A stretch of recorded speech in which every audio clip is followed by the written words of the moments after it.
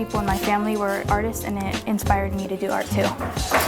Oh, when I was a little kid, it started like as a hobby, and I tried to draw like my sisters, and that pushed me up to do what I'm doing now.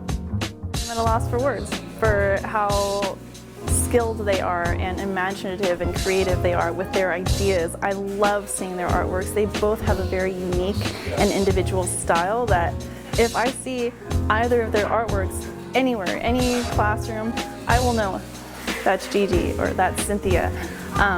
Incredible artists. I'm super excited to see what they do in their futures.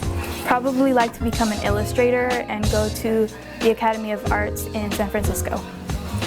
Oh, I'm not very sure right now, but I would like to go work on it and do something big, you know? Well, they have both participated in the Manteca District-wide art show. Gigi was actually the winner for the district art show, and she moved on to the county art show where she also received an award, so she's doing great things already. Cinthia was also participating in the art show. She also received awards, and I purchased one of her pieces. It's hanging on my wall. It's gorgeous. I love it. It's this woman in a cactus field, and the patterns on the clothing are so fantastic. And we're working on a mural. Shit.